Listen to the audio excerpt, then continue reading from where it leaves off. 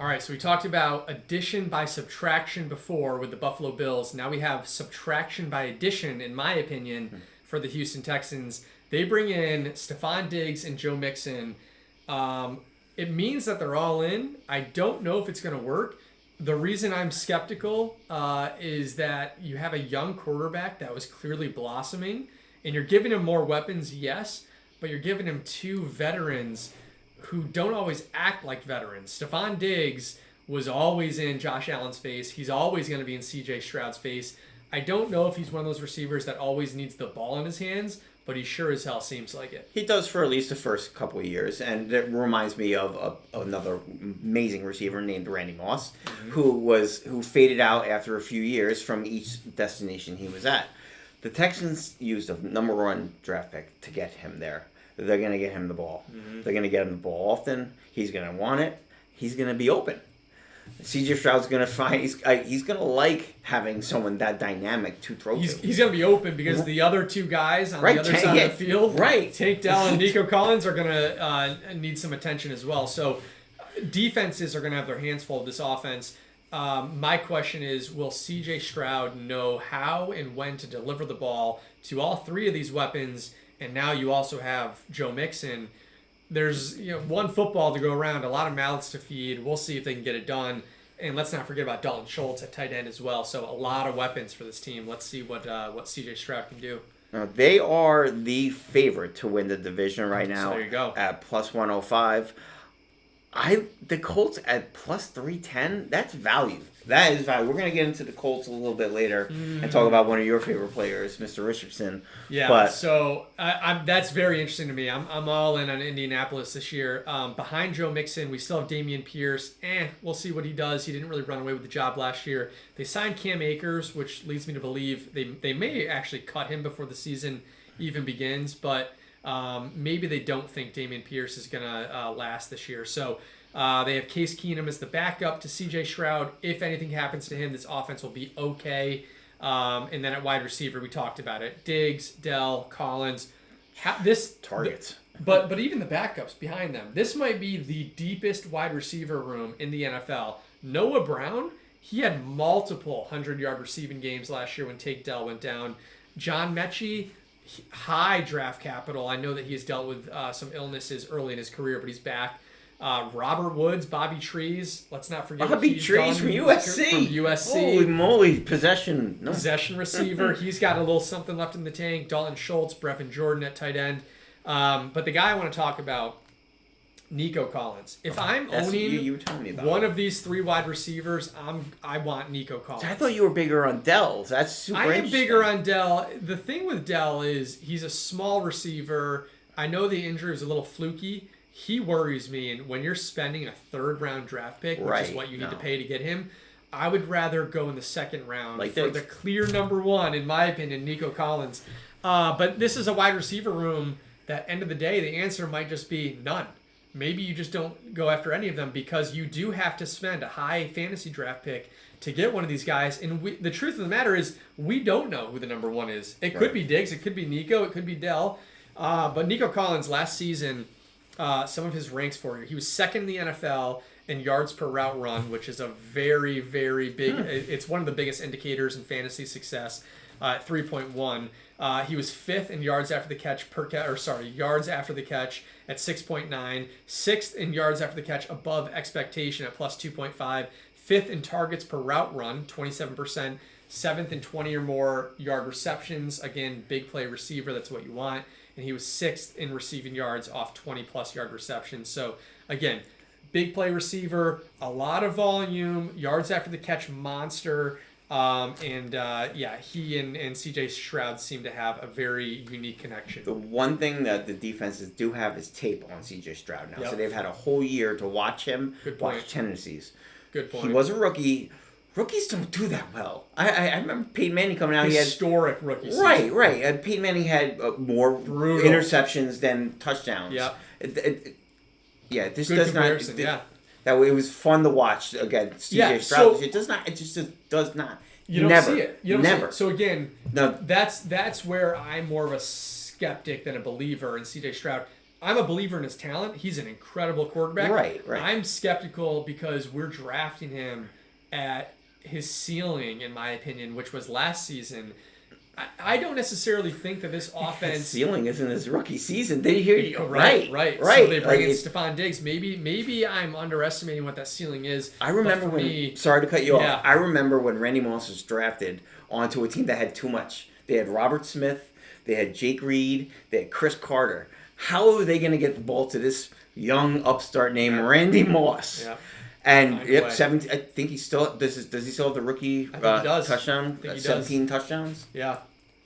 I could be wrong with that. That might have been broken this year. We'll have to take a look. Yeah. And the RB3 over there is Dare Agumbawale. I don't think you need to worry about the backups there. Joe Mixon, even though he's been in and out of the lineup, he's usually pretty consistent. Again, availability off the field issues. Like I'm not a big fan of people that have those kind of issues off the field, and so I have a hard time even using my breath on people like that. Like, hey, I can't say I blame you. Yep. So it's end of the day, fantasy football is all for fun, but you know what? There's also a real life component to it, so totally fair. Let's jump into the Indianapolis Colts, one of my favorite teams this year. Plus 310. I'm big on the team success. I think they are going to be really good. I'm even bigger on the fantasy success for the individual players on this team, specifically the quarterback, Anthony Richardson. He's a freak athlete. There are very few quarterbacks that you can say in the realm of possibilities for their outcome is overall QB1. That is firmly the case for Anthony Richardson because of what he can do with his legs. The counter argument against him is just strictly injury, health. Right. Can he stay healthy? And all the reports from training camp, everything we've seen in the preseason so far, he looks healthy. He is big. He's fast. He's strong. The offense, they gave him more weapons. He has Michael Pittman, his wide receiver one. They bring in Adonai Mitchell, rookie from Texas. Josh Downs, who's injured right now, one of my favorite sleeper picks late in drafts. Laquan Treadwell still there. Alec Pierce, Mo Alley Cox. Jelani Woods. Wonderful back to give to. Either dump it off to Jonathan Taylor out of the backfield. Right. Yes, I didn't even mention the top player in that offense, Jonathan Taylor. Yeah. Like I was sitting here, I'm like, are you going to talk about you're burying the lead? The elephant in the room. I wanted to leave him for you. So I agree. I think that the upside on them is there. Yeah. If you don't believe in C.J. Stroud to win as many games as he did last year, and to get. The value in 310 is just there. It's screaming. And then once week 1 comes in and you get to see them play and then you see them play together. Mm-hmm. The one thing I will say, we've been pretty bullish on the Colts. We were talking about ownership before. Yeah.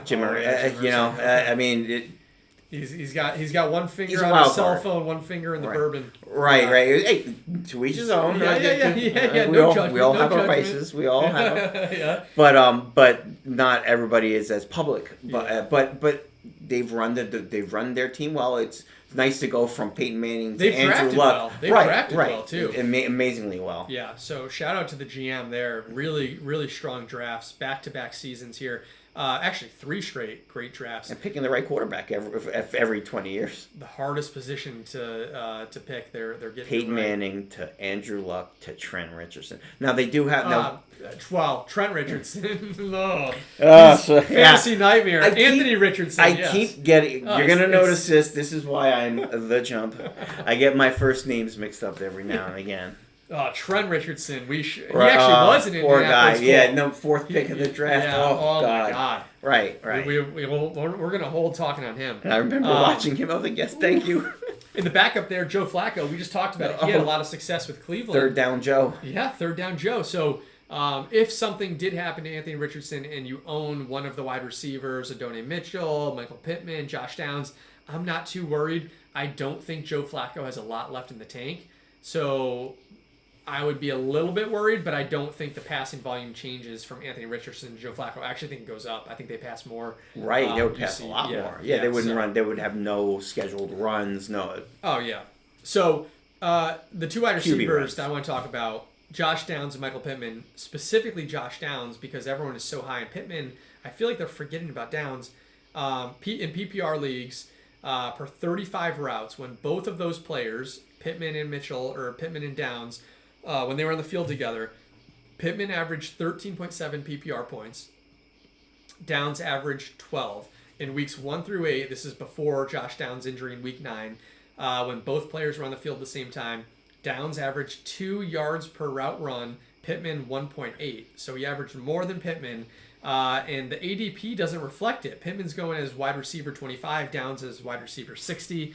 To me, it should be a little bit closer. And I'm not as high on Pittman, and I am very high on Downs. So for me, the answer in Indianapolis is go really hard after the running back Jonathan Taylor, right, or more specifically Anthony Richardson, or the knowns. Wait for Josh Downs. The knowns, and that like any gambler, you wait, you look, you watch, and then you adjust. Yep. It's Murphy's Law. It's all about adjustments. You have to. You can't go into week 1 saying this guy's gonna be the best third receiver, or he's gonna be the fourth, and then all of a sudden he becomes wide receiver 1 for the team and he gets more catches and.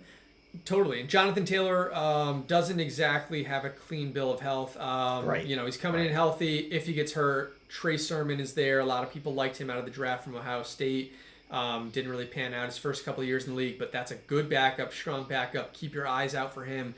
If JT goes down, Evan Hall, who they drafted last year, another strong backup. So a lot to look forward to in Indianapolis. And like the Chump mentioned, would definitely look at some of those prop bets for Indianapolis to win the division. So let's move on. Next up, we have the Jacksonville Jaguars. We might be a little split on this team, but we both agree that we're expecting a down year for them as a whole. Right. Never been a fan. Well, I when it comes to ownership, I like the Cons as owners, but they also picked that guy from Ohio State that. I'm sorry, but I'm drawing a blank now. Well, Urban Meyer. Well, we should start there, right? Because it begins and ends with coaching, right? A lot of the times, and unfortunately, Urban Meyer stunted the growth of Trevor Lawrence, right? Tremendously. But have we seen the growth of Trevor Lawrence? Is there more growth to come, or is this the Trevor Lawrence that we should become accustomed to seeing? Because if that's the case, it puts a serious cap on this offense. Right. I mean, there's only so much you can go. He played 4 years or 3 years in college. That he's a man now. He's been in the league for 3 years or 2 years. I think he's going into 4. 4. Jeez, I can't even keep up with him anymore. Yeah, It's like when is he gonna hit his potential? Right. Like I know he looks like sunshine from the Remember the Titans. Yeah. Like we saw some ups and downs, right? So like Urban Meyer leaves. We saw a serious growth in year 2, right? Year 3 had some ups and downs, a little bumpy. They lose Calvin Ridley. So again, is this addition by subtraction, or is that a serious loss? They replaced him with Gabe Davis and Brian Thomas Jr. They replaced him with a guy who couldn't catch balls in Buffalo and a rookie who has one route, a go route. That's it. He's a big receiver. A lot of people are comparing him to DK Metcalf. I think that's generous. We'll see what happens. Luckily, Trevor Lawrence doesn't throw the ball as hard as Josh Allen, so maybe Gabe Davis can catch the ball. Mm-hmm. But I'm not. I'm not looking for much out of. No, this is the weird thing. This is weird to me. The Jaguars are at plus 275. They're rated. Vegas has them higher than the Colts to win the division. Crazy. I don't see it. I don't. They have a very nice defense. Yeah, they do. Like, they have a good defense. They've Trayvon Walker out of Georgia. Yeah. It's just he's an animal. Menace. Yeah. Just a straight menace. But yeah. So back up there, we should keep in mind Mac Jones comes over from New England. So if something happens to Trevor Lawrence, he's had some injuries, right? Mac Jones is. They turn to Mac Jones. He's garbage. So if you draft a wide receiver, keep that in mind. Not a good backup option there. And then Travis Etienne, monster workload. It doesn't seem like that's going to go away. So Etienne is the guy that I'm targeting in this offense. Tank Bigsby's the backup. I actually prefer Dearness Johnson. He is the third string running back. I think he's better than Tank Bigsby, but that coaching staff wants Bigsby to be the goal line guy. I still think that Etienne is a workhorse running back, 3-down back. He didn't miss a game in 2023, I don't think. He was a top 5 finish, top 7 running back in terms of targets with 73, 11th in the league in yards after tackle or yards after contact, number 1 in broken tackle rate. So he's just an incredible, elusive running back. To me, that's the one guy I want to own in Jacksonville. Just another team that's just hard to watch. It's been hard. I got painful. Yeah, like that's why I forget how many years Trevor Lawrence has been in the league. So I just don't want to watch that. Too much is made about drop passes. I watched a lot of those games and a lot of the highlights. Most of those weren't drop passes. They were just off the mark. I feel like Trevor Lawrence is not accurate. And I think we're going to see it this year. You got a rookie receiver, and you have a guy who's known for dropping passes, and a quarterback who can't put it on the mark. This is going to be a lot of growing pains, I think. Be a fun year to watch. I wouldn't bet on them. That's for sure. I would bet on the Tennesse Titans to at least improve a little bit this year. So weapons galore for Will Levis. If he can't do it with this group, he's not going to do it at all. They bring in Calvin Ridley. They bring in Tony Pollard. Pair those guys with DeAndre Hopkins and Tajay Spears. Talent. Interesting moves. Talent. Yeah, the first thing comes to mind is talent. Offense, but there's plus 1,000 to win the division. So that's not... Well, a lot of times is too much change bad, right? New head coach, Brian Callahan comes in. New offensive coordinator, Nick Holtz comes in. Totally new offense. Totally new roster. It might be too much change for a young quarterback. Right. I don't see them winning the division at this point. Next year, the year after, sure. I just don't see it. I don't see Will Levis being able to take that next step. Yeah, and so in terms of the coaching changes, because we should talk about them for a second. Okay. Mike Vrabel leaves. He's now in a different role with the Cleveland. Browns. Okay. Nick Holtz is the new offensive coordinator. We're going to see a more spread out base formation that's going to lighten the boxes for Tony Pollard and Tajay Spears. Should be better for the run game.